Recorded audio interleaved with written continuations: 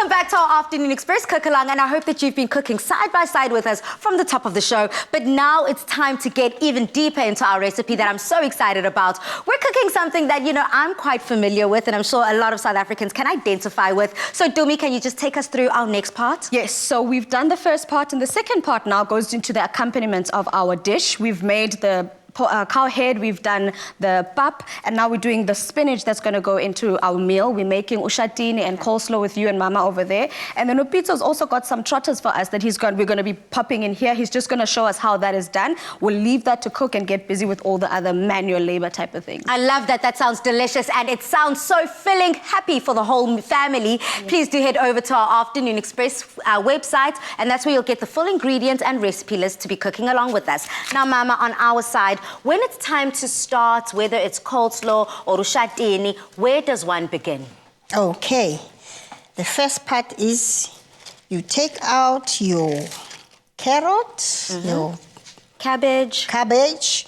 You are doing the shatin. Yes, I am. Have you ever done shatin before? So, Ma, you know, this is kind of embarrassing. I'm so spoiled, I think, ekhaya, being born and raised in Durban, everyone in the family, I'm uposo, I'm shatin. So everyone ends up making it at home. So I've actually never made it myself personally, but I've tasted so many shatins over the years. So I'll be able to see if Mama's recipe can compete there in Durban. Okay. I make my shatin with some onion, tomato, and chilies. Ooh, nice. And some green chilies. Green chilies, yes. Okay, what I do is I finely chop my onion. Can you chop very finely? Oh, Ma, that's when you want me to cry like Dumi was crying earlier. Can I give you that responsibility? I will do that. Okay, you do the tomato. Just add 2 more, and then that's enough. That will be too hot. I love it. I like it hot, girl. And whilst you're getting started on this side, the accompaniment to this meal, this is adding the fresh layer, I suppose, because everything is quite heavy. Yeah. The pap is heavy. The meat is quite heavy as well. So this is an opportunity to lighten up the palate. And on your side, Dumi, when you talk about amanqina and trotters, what do you refer to, and how does one prepare it? I think for that, I'd like Pitso maybe to answer it for us, because amanqina is basically the cow heels or cow hooves that we're going to be having now. But I've actually got him grating my cheese there. Maybe you can stop and just explain to us, because we've got 2 different kinds here. Okay. And the master of the trotters will give us an idea and explain to us what exactly is going on there. Okay, master of trotters. Okay, sure, guys.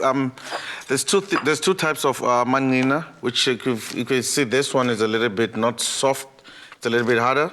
If you can look carefully, this makes a puzzle. So, like, people prefer to cut it half. Some people prefer to keep it this way. The bigger, the better, though. So this other side, these are the softer ones, which means this is a little bit of a younger cow. This is an older cow. This takes a little bit longer to cook, and this one takes the same as the cow head. It takes about 1 hour, 30 minutes, which is a blessing for the kind of business that I'm having, because you know, it takes long to get those customers waiting at the door. When we were making the cow head, there was no oil, there was nothing like that. Are we doing the same process this time? Okay, this time around is the same process. Actually, this is the same process. Okay. But I'll prefer to use the younger generation of this cow. Okay. And before the show, you were also telling us something about the hairs here. Oh, yes. They normally have hair on it. It's normal cow hair. Okay. Nothing is wrong with it. So if you want to eat it if you can, you know. Okay. So high heat again. High heat, the same as the previous scopo. So now also you use like the same ingredients. That's how I prefer it. Okay. And also add some water after that. Okay. And then also spice it the same way as the cow head. Okay, perfect. So earlier on when you were making the cow head, you put some curry, you put some barbecue spice. We've got some onions and green pepper going in there. And then I'm going to put in with some water, and then we're going to let that cook on its own and mind its own business, and we're going to do everything else like the spinach and so forth. Definitely. All right, perfect. I mean, before we continue, I want to also tell you this part though doesn't. At the end, you need to also add maybe a little bit of tomato if you like, or some tomato paste if you like. So it's not actually the same as the cow head, but the same process applies while you're going on. I mean, the basics, the start is to boil the water, put the recipe, put the ingredients, and then just close the pot and then on high heat. Yeah, on high heat. All right. Perfect. So this we're going to leave to cook like the Master of Trotters has told us already. I'm going to leave that to cook now. And while that cooks, I'm going to get started with the spinach on my side. So in here, I've got a pot of oil, and I'm going to go in with my onion. And I've already got Pitso grating the cheese for us. Nice. Because we're making a cheesy spinach, a different version that we don't normally have. I mean, some people put cream of mushroom. I'm one of those people. Some people put tomato in the spinach. We're going to be putting the basics, onion, cream of spinach, soup in there, but we're also putting our lovely clover cheese in there. And the lovely thing about clover cheese is that they've got a range. I mean, we've got Tusses, we've got Gouda, we've got cheddar. Whichever floats your boat, you could use any of those because they're very versatile. Yes, we're putting them in spinach now, but you can use them in any other dish of your choice. I mean, even in Mama's bap that she made earlier, you could even put the cheese into that bap as well. Yeah, I love that. No, I love the clover cheeses because it's able to elevate almost any dish. And that's what I like about it. I mean, I think I'm going to be trying some extra cheese grated over my bap later. But Mama, you know, when you are now quite far into getting these salads on the go, I can see that you've chopped up your onions so finely. Why is that necessary when adding it to shatin? There is no reason, actually. It's just that the look.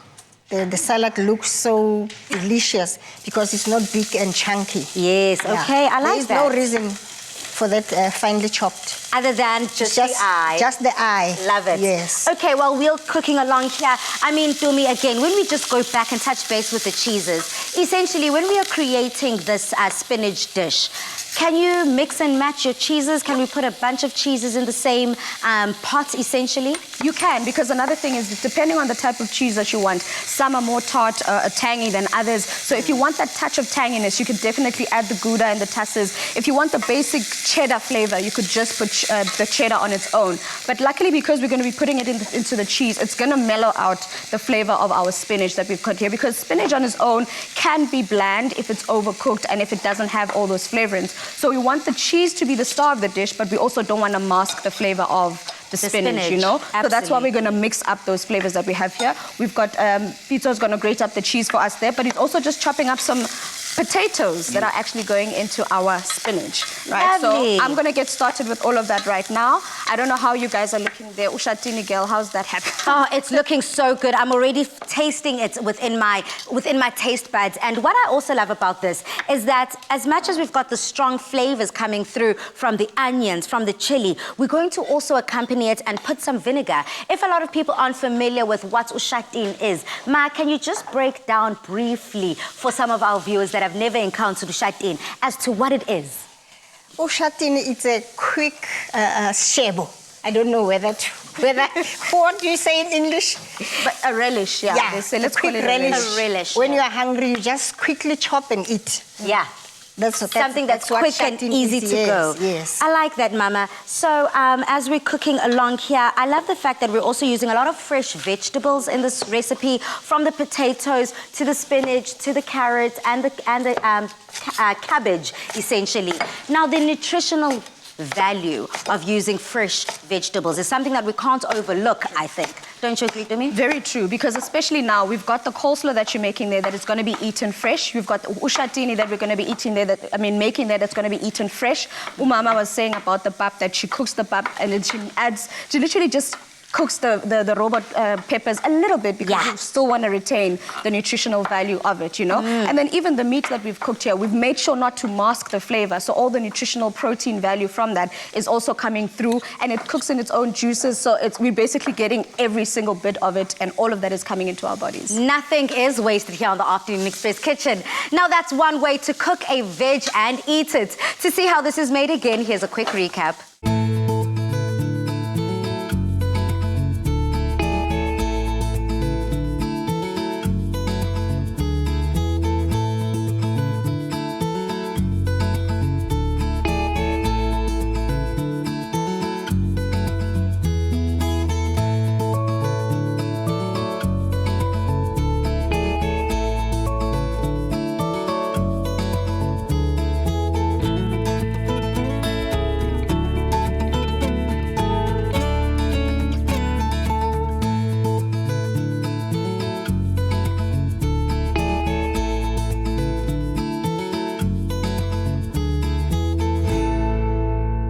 Made with love by Clover.